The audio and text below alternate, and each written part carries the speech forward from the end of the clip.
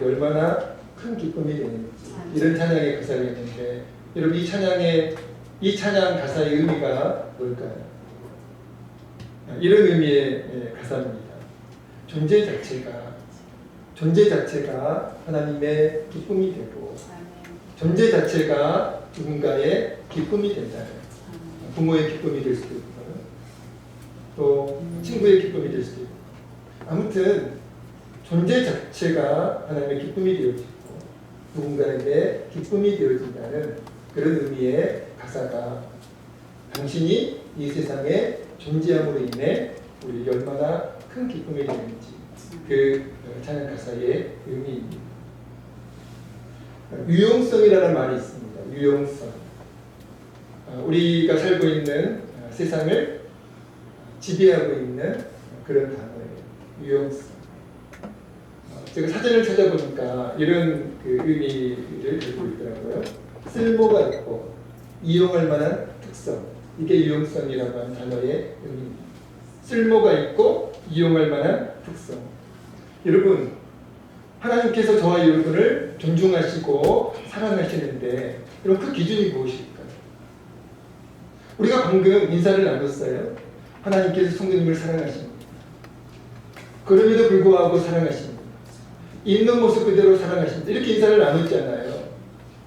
자, 하나님께서 저와 여러분을 진짜로 사랑하세요. 저와 여러분을 정말로 존중하십니다. 가식적으로 사랑하시고 위선적으로 존중하시는 게 아니고 진심으로 진정으로 저와 여러분을 존중하시고 사랑하세요. 그 기준이 무엇일까요? 유용성일까요? 하나님께서 보시고 쓸모가 있으니까 저와 여러분이 쓸모가 있으니까 이용할 만한 가치가 있으니까 사랑하시는 건가요? 아니면 존재 자체를 존중하시고 사랑하시는 걸까요?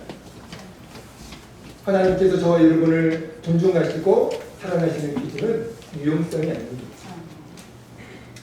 존재 자체 믿으시기 바랍니다. 하나님께서 저와 여러분을 존중하시고 사랑하시는 기준 유용성이 아니고 존재 자체임을 믿으시기 바랍니다. 제가 1월달에 교단 목회자 대상으로 1년마다 평생교육을 하는데요. 지난달에 있었습니다. 제가 참석을 했는데 그 세미나 시간에 고성준 목사님이라고 계시는데 그 목사님의 강의를 들었어요. 그래서 굉장히 큰 은혜를 받았습니다. 그리고 그 목사님이 쓰신 책을 한 권 세미나 갔다 와가지고 그 목사님이 쓰신 책을 한 권 구입해서 읽었습니다. 제목이 이 책이에요. 떠내려가지 마라. 이런 이 책인데요. 떠내려가지 마라. 이 책에서 그 목사님이 아시는 어떤 장로님, 권사님 부부 이야기를 소개한 글이 있습니다. 그래서 제가 일부만 제가 그대로 읽어드리겠습니다. 내가 아는 장로님, 권사님 부부가 계신다. 첫째 딸이 중증 장애를 가지고 태어났다. 의사들은 몇 년 살지 못할 것이라 했지만 하나님의 은혜로 50년 넘게 생존했다. 장애가 얼마나 심했는지 50년이 넘도록 말도 못했고 일어나 걷지도 못했다. 생애 대부분을 집 안에서 보내야 했다. 이 딸을 위해 장로님과 권사님은 그분들의 인생 전부를 쏟아부으셨다. 권사님은 평생 외출도 제대로 하실 수 없었다. 그러다 보니 사람들과의 관계도 제대로 누릴 수 없었다. 영화관도 한번 가실 수 없었고 24시간 딸을 돌보아야 했다. 그럼에도 불구하고 두 분은 이 딸을 포기하지 않으셨다. 아니 포기할 수 없으셨다. 왜냐하면 이 딸은 두 분에게 무엇과도 바꿀 수 없는 소중한 존재였기 때문입니다. 그분들의 인생 전부와 바꿀 정도로 말합니다. 여러분 잘 들어보세요. 유용성은 전혀 없었다. 그럼에도 이 딸에게는 적자 생존으로는 설명할 수 없는 어떤 쓸모가 있었다. 그것은 존재로부터 오는 쓸모였다. 하나님의 기쁨이 되며 누군가의 기쁨이 되는 존재적 쓸모 말입니다. 여러분 감동이 되지 않나요? 굉장히 제가 큰 은혜를 받았습니다. 여러분 목사님이 책에서 소개한 장로님과 권사님의 첫째 딸은 유용성은 전혀 없어요. 유용성은 제로입니다. 말도 못해요. 스스로 걷지도 못해요. 그러나 그 장로님과 권사님에게 그 첫째 딸은 무엇과도 바꿀 수 없는 소중한 존재였습니다. 그 이유가 무엇이죠? 장로님과 권사님에게 그 첫째 딸은 존재 자체가, 그 첫째 딸의 존재 자체가 유용성은 제로지만 유용성은 아무것도 없지만, 그러나 그 장로님과 권사님에게 그 첫째 딸은 존재 자체가 너무나 소중했기 때문에 그 장로님과 권사님의 일생을 합쳐도 전혀 가깝지 않은 그런 가치가 있는 딸이었다는 것입니다. 그 딸이 비록 유용성은 제로이지만 그럼에도 불구하고 첫째 딸의 존재 자체를 사랑하신 그 장로님과 그 권사님처럼 하나님은 오늘 이 시간 저와 여러분을 유용성으로 평가하지 않으시고 오늘 저와 여러분의 가치를 유용성으로 평가하지 않으시고 있는 모습 그대로 사랑하심을 믿으시기 바랍니다. 저와 여러분의 존재 자체를 하나님께서는 기뻐하세요. 그리고 하나님께서는 저와 여러분의 존재 자체를 하나님의 형상대로 창조하신 저와 여러분의 존재 자체를 기뻐하시고 존중하시고 사랑하심을 믿으시기 바랍니다. 이 시간 저와 여러분을 있는 모습 그대로 용납하시고 존중하시며 사랑하시는 그 하나님의 아가페 사랑이 저와 여러분에게 믿어지는 은혜가 있기를 우리 주님의 이름으로 간절히 축원드립니다. 오늘 본문 말씀은 예수님이 유대인의 명절에 예루살렘에 올라가셔서 베데스다라고 하는 연못을 방문하셨다는 말씀으로 오늘 본문 말씀이 시작이 됩니다. 그 말씀이 1절, 2절인데요. 당시 예수님께서 방문하셨던 그 베데스다 연못에는 특이한 현상이 한 가지 있었습니다. 그 현상은 바로 수많은 병자가 그 베데스다 연못에 모여 들었다는 거죠. 아니 한 사람이 병원을 가야지 왜 연못에 찾아왔을까요? 수많은 환자들이 그 베데스다 연못에 모여들었습니다. 우리 3절 읽어보겠습니다. 오늘 본문 3절 같이 한번 읽어보겠습니다. 시작. 그 안에 많은 병자, 맹인, 다리 저린 사람, 혈기 많은 사람들이 누워 물의 움직임을 기다리니. 아멘. 여러분 베데스다 연못에 수많은 환자들이 모여들었는데 모여든 이유가 무엇입니까? 어떤 전설 때문이었어요. 사실이 아닌데 사실처럼 그 전설을 수많은 사람들이 믿었습니다. 그 전설 때문에 수많은 환자들이 베데스다 연못에 모여든 거예요. 그 전설은 이 전설입니다. 가끔 천사가 그 베데스다 연못에 내려올 때가 있는데 사실이 아니에요. 전설입니다. 가끔 천사가 그 베데스다 연못에 내려올 때가 있는데 내려와가지고 연못의 물을 한번 휘저을 때가 있다는 거예요. 물이 동한다는 이제 표현을 쓰기도 하는데 그때 천사가 내려와가지고 그 베데스다 연못을 이제 한번 휘저을 때 가장 먼저 들어간 사람의 병은 어떤 병이든지 낫는다라고 하는 그 전설 때문에 수많은 환자들이 그 전설을 사실로 믿고 베데스다 연못에 모여든 것입니다. 지푸라기라도 잡는 심정으로 사실이 아닌데 진실이 아닌데 혹여나 사실이 아닐까 혹여나 그런 일이 있으면 나도 고침받지 않을까.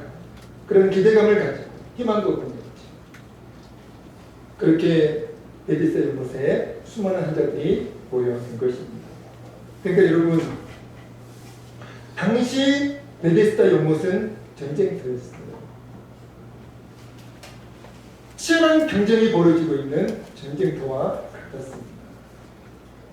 가장 빨리 연못에 들어갈 수 있는 자리를 차지하기 위한 치열한 경쟁이 벌어지고 있는 전쟁터였고, 그리고 또한 물이 움직일 때를 기다리면서 서로 먼저 연못에 들어가기 위한 치열한 경쟁이 벌어지고 있었던 전쟁터와 같은 곳이 당시 예수님이 방문하셨던 그 베데스다 연못의 상황이었습니다. 전쟁터와 같은 치열한 경쟁이 벌어지고 있는, 가장 먼저 연못에 들어간 사람이 치유가 된다는 것을 믿고서 서로 경쟁을 벌이고 있고, 서로 먼저 들어가기 위해서, 서로 먼저 살기 위해서 그렇게 치열한 경쟁을 벌이고 있었던 그 전쟁터와 같은 것이 당시 베데스다 연못이었습니다. 여러분, 베데스다의 이름은 자비의 집이에요. 이름은 너무나 좋습니다. 자비의 집, 사랑의 집, 은혜의 집. 너무 좋아요.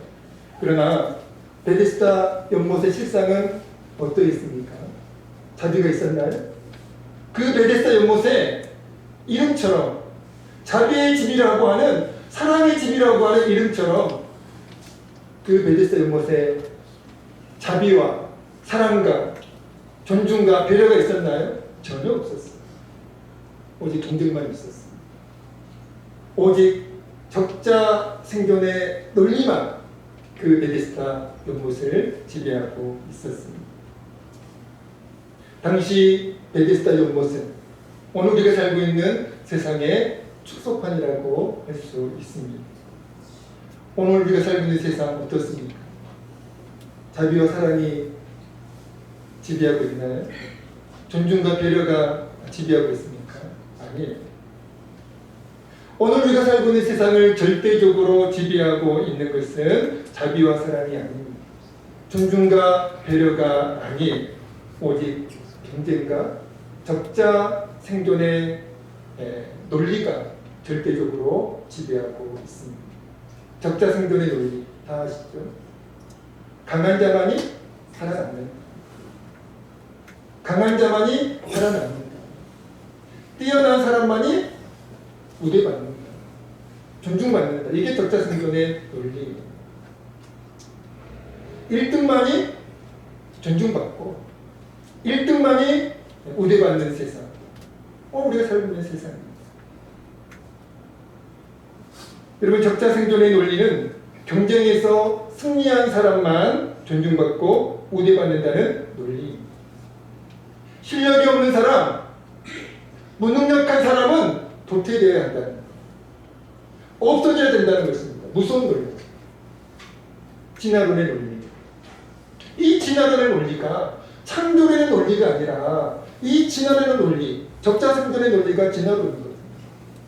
강한 자만이 살아남아야 되고 세상에 도움이 되는 사람들만 살아남아야 되고 그렇지 않은 사람들은 없어져야 되고 도태되어야 한다.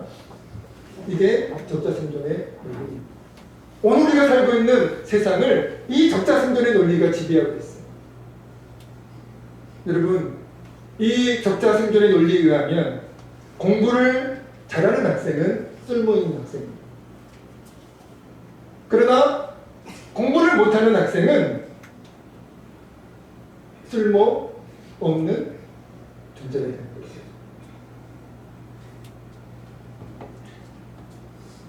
부모님 되시는 성도님들, 여러분의 자녀들 무엇으로 자녀들을 대하고 계십니까? 혹여 이 적자 생존의 논리를 가지고 여러분의 자녀들을 대하고 있지는 않습니다. 공부를 잘하면 칭찬해주고 사랑해주고 성적이 안 좋으면 무섭게 비난하고 마치 쓸모없는 존재처럼 그렇게 대하지는 않습니다. 그러면 안 돼요. 그건 적자 생존의 논리입니다. 진화론이에요. 하나님의 논리가 아닙니다. 성경의 논리가 아니에요. 성경의 논리는 적자생존의 논리가 아닙니다. 당시 베데스다 연못을 지배하고 있었던 논리는 이 적자생존의 논리, 진화론의 논리입니다. 유용성이 없는 인간은 사라져야 된다는 겁니다. 세상에 필요가 없다는 겁니다. 유용성이 증명이 되어야만 존중을 받고 우대를 받고. 예전에 어떤 개그맨이 유행시킨 유행어가 있었습니다. 1등만 기억하는 더러운 세상. 1등만 기억하는 더러운 세상. 오늘 우리가 살고 있는 세상 아닙니다. 1등만 기억해요. 1등만 우대합니다. 1등만 존중해요. 1등만 사랑합니다. 그래서 예전에 어떤 학생이 진짜로 있었던 일입니다. 2등이 된 거예요. 자살했어요. 여러분 2등도 어디예요? 우리 중에 학교 다니면서 2등 받으셨던 분들 아마 그게 없을 것 같아요. 2등이 뭡니까? 20등도 귀한 거 아니에요? 정규 20등, 반 20등이야. 그래서 오직 1등만 쓸모있는 존재로 규정하고 1등만 우대하고 1등만 존중하는 우리 사회를 그 개그맨이 비판하는 거예요. 비판의 소재로 사용하는 거예요. 지금 동계올림픽이 열리고 있잖아요. 어떤 선수들만 주목하던가요? 메달 딴 선수들만. 다른 선수들은 존재가 없어요. 존재감이 없습니다. 메달 중에서도 금메달. 금메달 따면 아주 난리가 나죠. 은메달, 동메달 되게 중요하게 생각하지 않고요. 메달 못한 선수들은 아예 선수 취급도 안 해요. 적자생존의 논리. 유용성을 가지고 사람을 평가하는 거예요.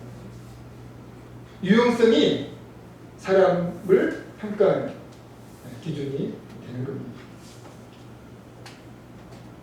좋은 자리를 선점하기 위한, 그리고 서로 먼저 연못에 들어가기 위한 치열한 경쟁이 벌어지고 있던 그 베데스다 연못에 어떤 사람이 있었습니까? 5절 같이 읽어보겠습니다. 5절입니다. 읽겠습니다. 시작. 거기 38에 된 병자가 있다. 38년 된 병. 38년 동안 병을 앓은 거예요. 그런데 여러분, 요한복음이 그 병자에 대하여 특별히 강조하는 것이 있습니다.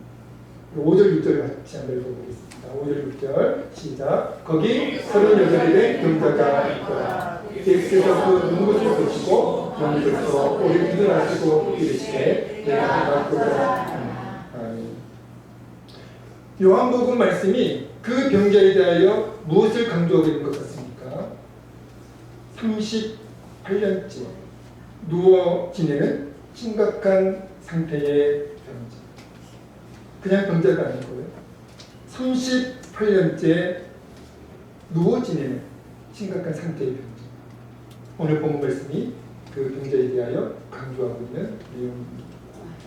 여러분, 요한복음이 그 병자가 38년째 누워 지내는 심각한 상태의 병자임을 강조한 이유가 무엇입니까? 여러분, 그 38년 된 병자는 그 베데스다 연못에서 경쟁에 참여조차 할 수 없는 그런 존재예요.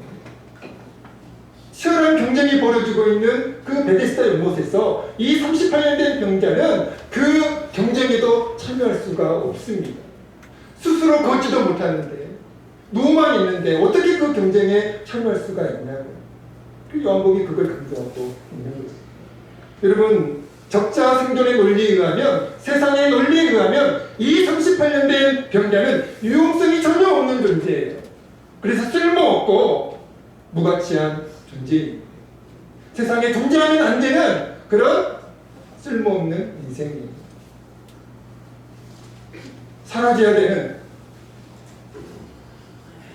없어져야 되는 그런 무가치한 존재. 그걸 요한복음이 강조하고 있는 거예요.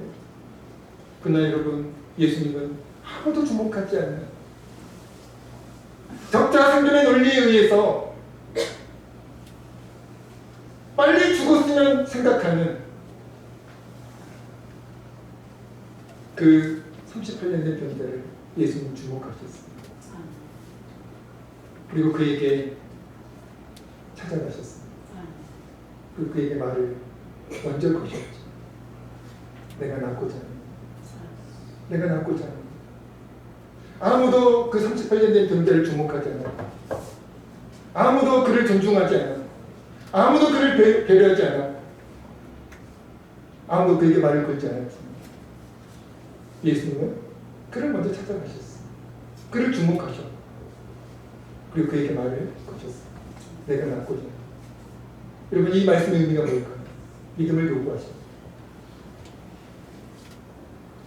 너가 믿음으로 나를 의지하면 새로운 인생을 살 수 있다. 믿음을 요구하신 겁니다. 예수님의 그 말씀에 이 38년 된 병자는 자신을 연못에 넣어줄 사람이 없는 냉혹한 현실만을 알립니다.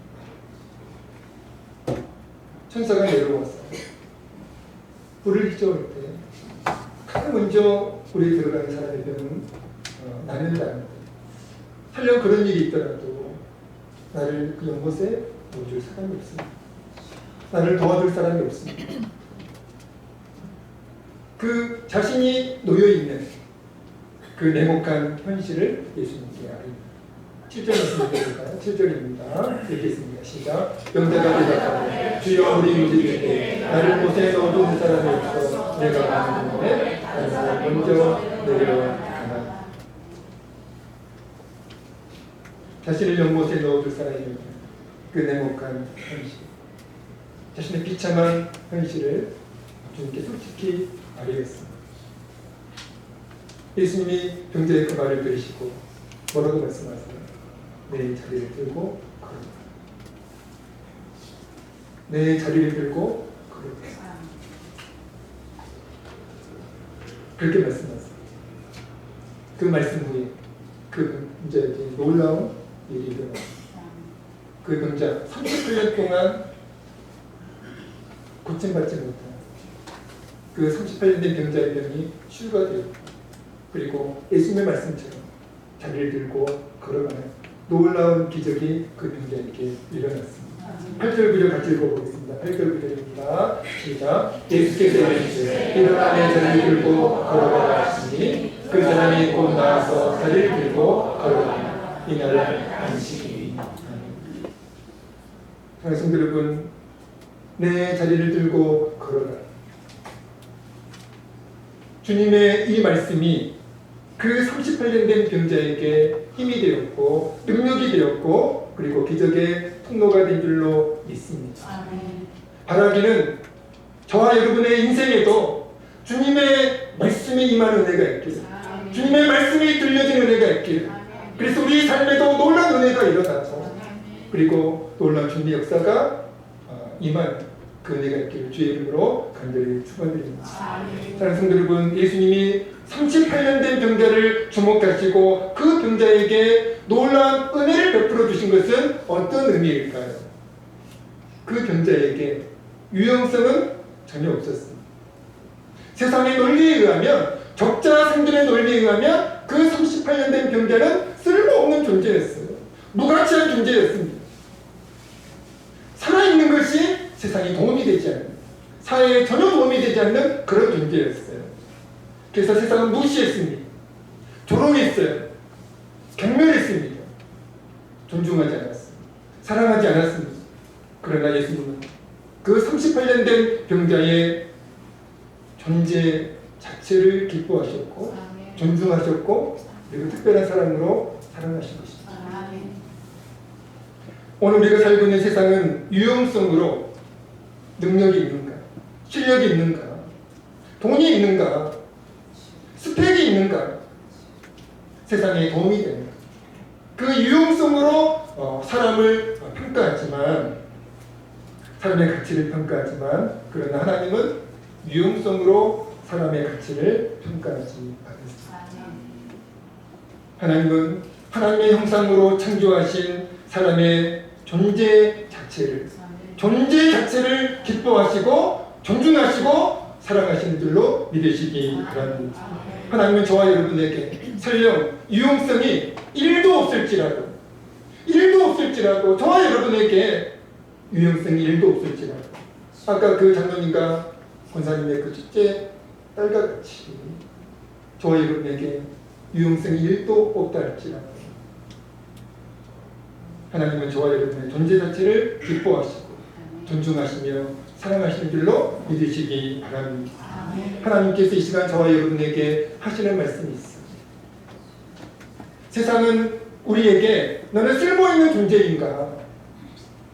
너는 세상에 필요한 존재인가? 이렇게 말을 하지만 하나님께서는 이 시간 저와 여러분에게 이렇게 말씀하십니다. 이사야 43장 4절입니다. 내가 내 눈에 보배롭고 존귀하며 내가 너를 사랑하였으니. 같이 한번 읽어보겠습니다. 시작. 내가 내 눈에 보배롭고 존귀하며 내가 너를 사랑하였으니. 아멘. 하나님은 저와 여러분의 존재 자체를 보배롭고 존귀하게 여기십니다. 유용성이 1도 없다 할지라도 하나님께서 유용성으로 우리의 가치를 평가하지 않으시고 하나님의 형상으로 창조하십니다. 우리 자신의 존재 자체를 기뻐하시고 존중하시고 그리고 사랑하시는 줄로 믿습니다. 우리의 존재 자체를 기뻐하시고 존중하시고 사랑하시는 그 주님, 그 하나님, 그리고 우리를 사랑하셔서 우리를 존귀히 여기셔서 우리에게 말씀하시는 그 하나님의 말씀이 저와 여러분에게 절대적인 힘과 절대적인 능력이 되어지기를, 절대적인 희망이 되어지기를 주의 이름으로 간절히 소망드립니다. 38년 된 병자에게 주님께서 일어나 자리를 두고 걸어가라 말씀하셨을 때 그 38년 된 병자에게 놀라운 역사가 일어났듯이 오늘 우리의 삶에, 오늘 우리의 영혼에게 주님의 말씀이 들려지는 은혜가 있기를 우리 주의 이름으로 간절히 축원드립니다. 찬양하겠습니다.